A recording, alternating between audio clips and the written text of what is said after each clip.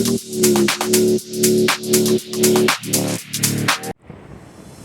Political സയൻസിലെ first ചാപ്റ്ററായ Indian ഭരണഘടനാ പ്രവർത്തനത്തിൽ അഥവാ ഇന്ത്യൻ കോൺസ്റ്റിറ്റ്യൂഷൻ അറ്റ് വർക്ക് എന്ന ചാപ്റ്ററാണ് നമ്മളിന്ന് ഡിസ്കസ് ചെയ്യാൻ പോകുന്നത്.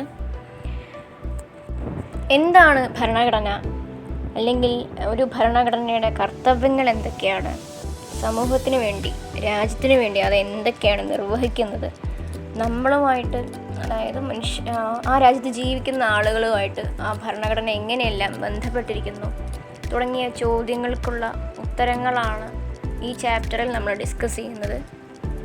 എന്താണ് ഭരണഘടന? ഒരു രാഷ്ട്രത്തിൻ്റെ എല്ലാ പ്രവർത്തനങ്ങളെയും നിശ്ചയിക്കുകയും നിയന്ത്രിക്കുകയും ചെയ്യുന്ന ലിഖിതമോ അഖിലിതമോ ആയ ആധികാരിക പ്രമാണമാണ് ഭരണഘടന. അതൊരു പരമോന്നത നിയമസംഹിതയാണ്.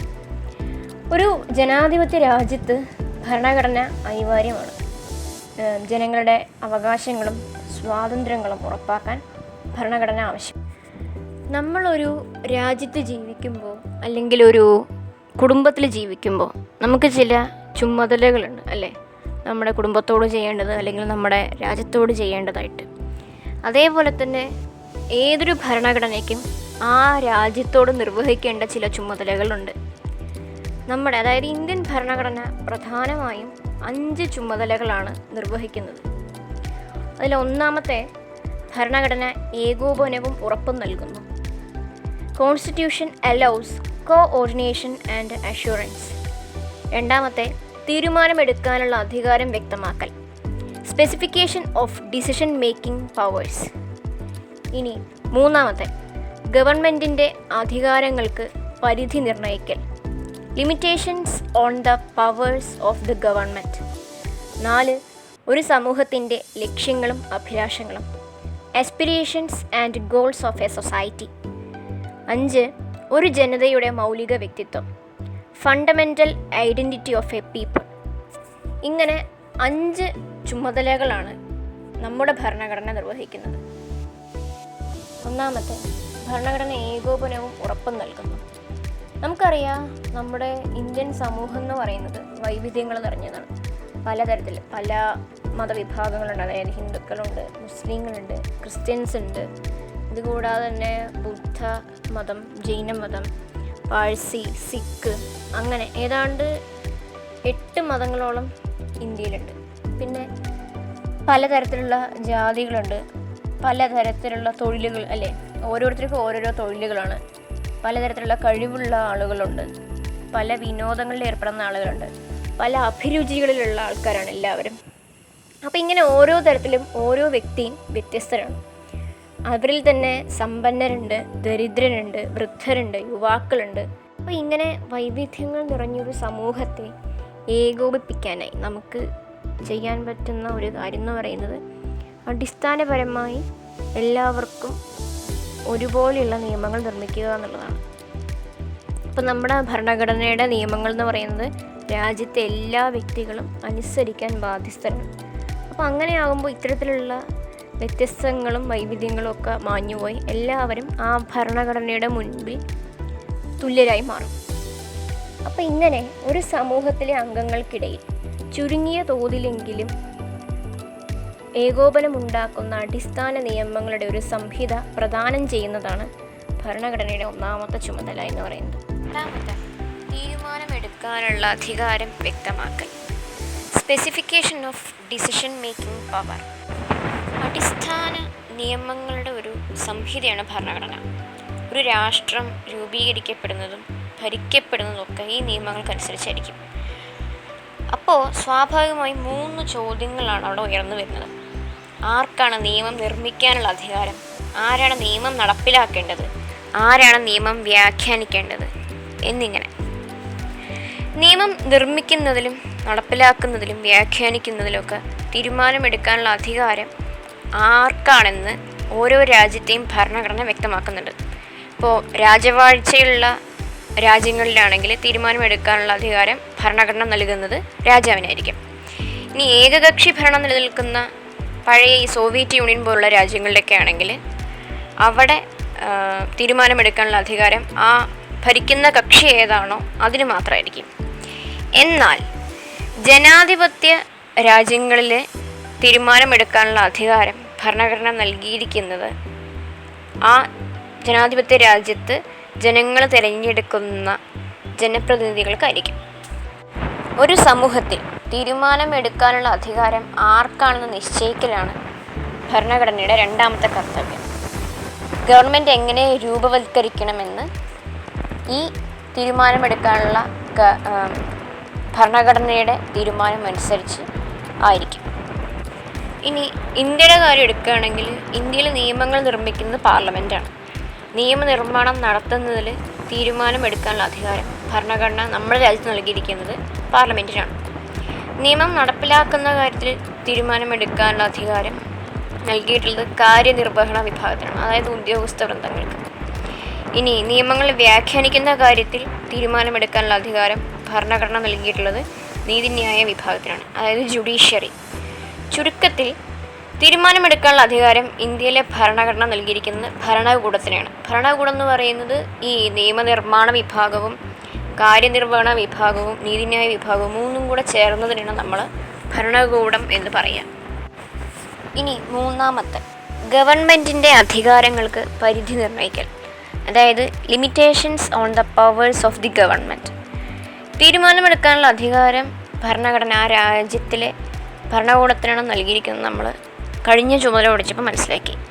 എന്നാൽ ഒരു രാജ്യത്ത്, അതായത് ഏതൊരു രാജ്യത്ത് നിലനിൽക്കുന്ന ഭരണകൂടങ്ങളെല്ലാം ആ രാജ്യത്തെ ജനങ്ങളുടെ നന്മയ്ക്ക് വേണ്ടി പ്രവർത്തിക്കണമെന്നില്ല. ഇപ്പോൾ നമ്മൾ ഉത്തരകൊറിയയുടെ കാര്യം പറയുകയാണെങ്കിൽ അവിടെ രാജവാഴ്ചയാണ് നിലനിൽക്കുന്നത്. അവിടെ പക്ഷേ ജനങ്ങൾക്ക് ഒരു തരത്തിലുള്ള സ്വാതന്ത്ര്യമില്ല. ഇപ്പോൾ ചില മതങ്ങളെ അനുകൂലിക്കുന്ന ഭരണകൂടമാണ് ആ രാജ്യത്ത് നിലനിൽക്കുന്നതെങ്കിൽ മറ്റു മതങ്ങൾ അവിടെ അനുവദിക്കില്ല. അപ്പോൾ ഇത്തരത്തിൽ ജനങ്ങൾക്ക് സ്വാതന്ത്ര്യങ്ങളും അവകാശങ്ങളും നിഷേധിക്കപ്പെടാനുള്ള സാധ്യത ഇങ്ങനെയുള്ള രാജ്യങ്ങളിൽ നിലനിൽക്കുന്നുണ്ട്.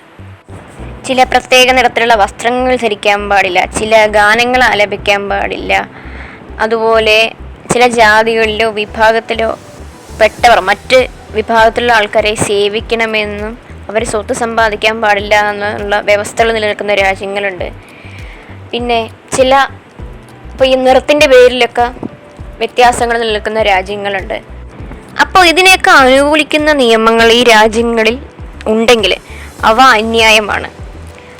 ഇങ്ങനെയുള്ള നിയമങ്ങൾ നടപ്പിലാക്കിയ ഗവൺമെൻറ്റിൻ്റെ പ്രവൃത്തി അങ്ങേയറ്റം നീതിവിരുദ്ധമാണ്. അങ്ങനെയായിട്ടാണ് കണക്കാക്കുന്നത്. അങ്ങനെയാണല്ലോ. അപ്പോൾ ഗവൺമെൻറ്റിന് അധികാരങ്ങൾ നൽകുന്നതോടൊപ്പം ഭരണഘടന അതിൻ്റെ പരിധിയും നിർണ്ണയിക്കുന്നു. ഒരു ജനാധിപത്യ ഭരണഘടന ഒരിക്കലും ഗവൺമെൻറ്റിന് ഒരു പരിധിയിൽ കൂടുതൽ അധികാരങ്ങൾ നൽകില്ല. ഗവൺമെൻറ്റിൻ്റെ അധികാരത്തിൻ്റെ പരിധികൾ നിർണ്ണയിക്കുക എന്നതാണ് അതുകൊണ്ട് തന്നെ ഭരണഘടനയുടെ മൂന്നാമത്തെ കർത്തവ്യം. ഗവൺമെൻറ്റിന് ഒരിക്കലും അവയെ അതിക്രമിച്ച് കടക്കാൻ കഴിയില്ല എന്ന അർത്ഥത്തിൽ ഈ പരിധികൾ അടിസ്ഥാനപരമാണ്.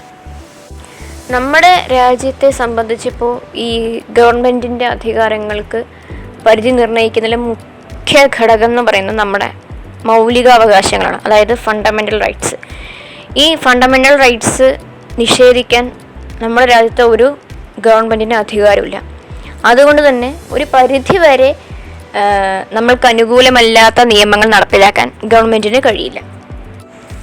നാലാമത്തെ, ഒരു സമൂഹത്തിൻ്റെ ലക്ഷ്യങ്ങളും അഭിലാഷങ്ങളും, അതായത് aspirations and goals of a society. നമ്മൾ നേരത്തെ പറഞ്ഞല്ലോ, അതായത് ഇന്ത്യയുടെ സമൂഹം എന്ന് പറയുന്നത് വൈവിധ്യങ്ങൾ നിലനിൽക്കുന്നതാണ്, പലതരത്തിലുള്ള ആൾക്കാരുള്ളതാണ്. ഇന്ത്യൻ സമൂഹമല്ല, ഒട്ടുമിക്ക രാജ്യങ്ങളിലെ സമൂഹം എന്ന് പറയുന്നത് അങ്ങനെ തന്നെയാണ്. പക്ഷേ ഇന്ത്യയിലെ വൈവിധ്യങ്ങൾ കുറച്ച് കൂടുതലാണ്. അപ്പോൾ സ്വാഭാവികമായും ഏതെങ്കിലും കാരണങ്ങൾ അല്ലെങ്കിൽ എന്തിൻ്റെങ്കിലുമൊക്കെ പേരിൽ അസമത്വങ്ങളും നിലനിൽക്കുന്നുണ്ടാവും.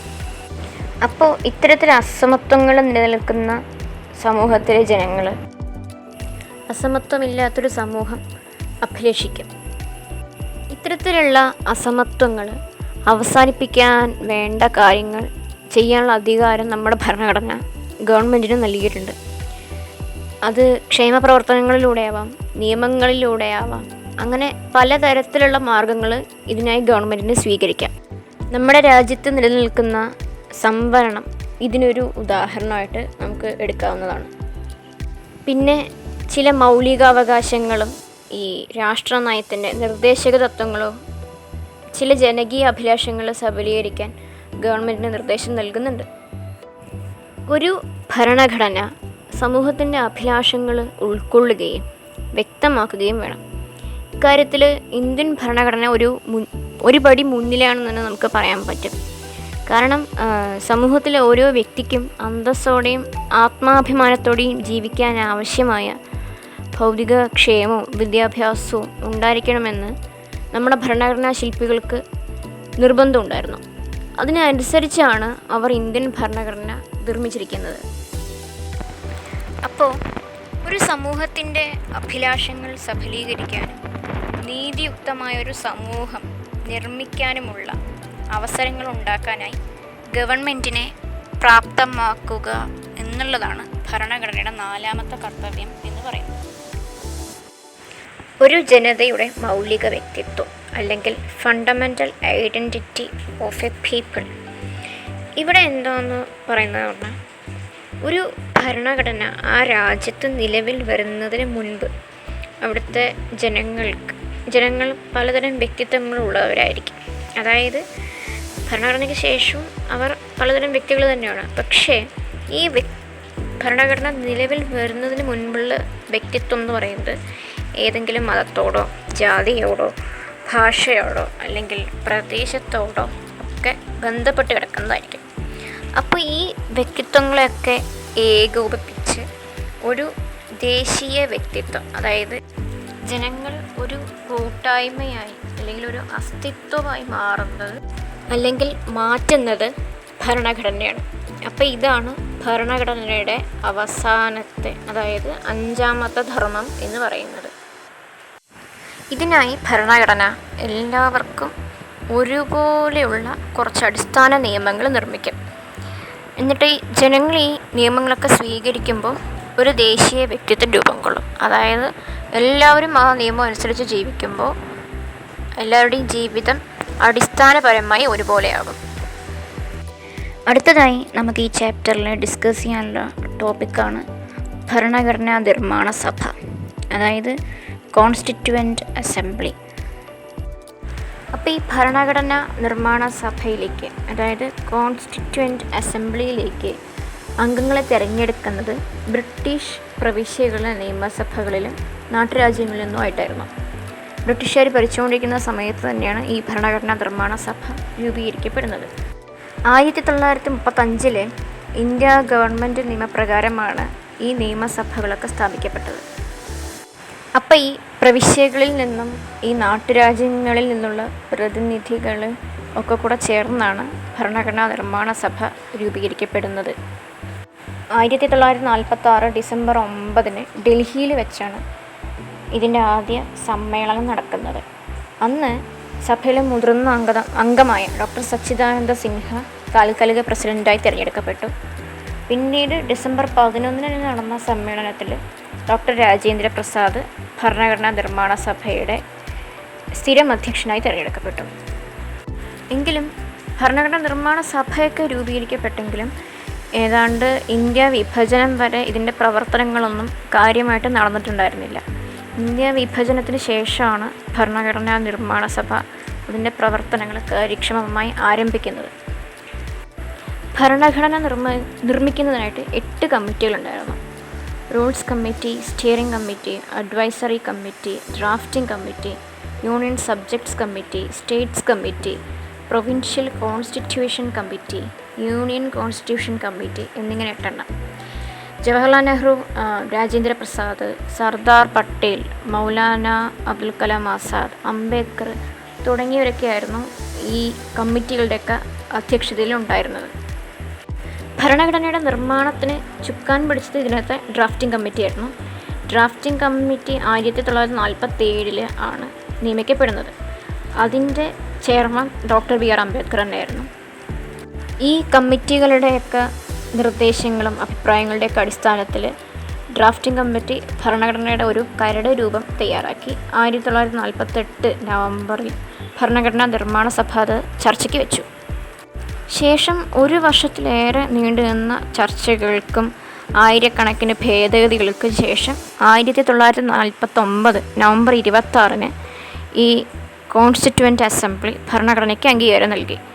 സഭയുടെ പ്രസിഡൻ്റായ ഡോക്ടർ രാജേന്ദ്ര പ്രസാദ് അതിൽ ഒപ്പുവെക്കുകയും ചെയ്തു.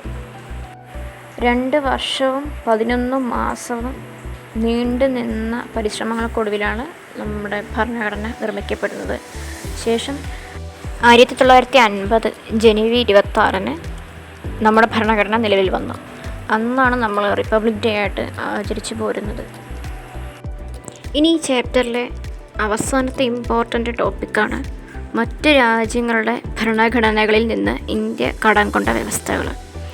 ഇത് പരീക്ഷകൾക്ക് 1 വേർഡ് ക്വസ്റ്റ്യൻസ് ആയിട്ടും അല്ലെങ്കിൽ ടേബിളായിട്ടും ചോദിക്കുന്ന ക്വസ്റ്റ്യനാണ്.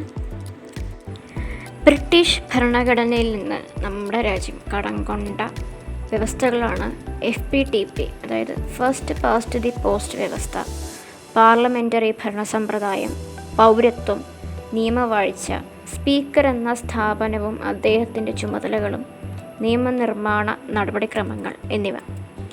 ഇനി US ഭരണഘടനയിൽ നിന്ന് ഇന്ത്യ കടം കൊണ്ട വ്യവസ്ഥകളാണ് മൗലികാവകാശങ്ങൾ, ജുഡീഷ്യൽ പുനരവലോകനം, ജുഡീഷ്യറിയുടെ സ്വാതന്ത്ര്യം, ഇന്ത്യൻ ഭരണഘടനയുടെ ആമുഖം എന്നിവ.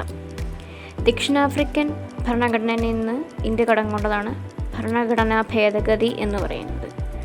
കനേഡിയൻ ഭരണഘടനയിൽ നിന്ന് ഒരു അർദ്ധ ഫെഡറൽ ഗവൺമെൻറ് സംവിധാനം, അവശിഷ്ടാധികാരങ്ങൾ എന്ന ആശയം. ഐറിഷ് ഭരണഘടന രാഷ്ട്രനയത്തിന് നിർദ്ദേശക തത്വങ്ങളും തിരഞ്ഞെടുക്കപ്പെട്ട രാഷ്ട്രത്തലവനും. ഓസ്ട്രേലിയൻ ഭരണഘടനയിൽ നിന്ന് കടം കൊണ്ടതാണ് കൺകറൻ്റ് ലിസ്റ്റ്. ജർമ്മനിയിൽ നിന്നാണ് അടിയന്തരാവസ്ഥ. ഫ്രഞ്ച് ഭരണഘടനയിൽ നിന്നാണ് സ്വാതന്ത്ര്യം, സമത്വം, സാഹോദര്യം എന്നീ ആശയങ്ങളും റിപ്പബ്ലിക് എന്ന ആശയവും ഇന്ത്യ കടം കൊണ്ടിട്ടുള്ളത്.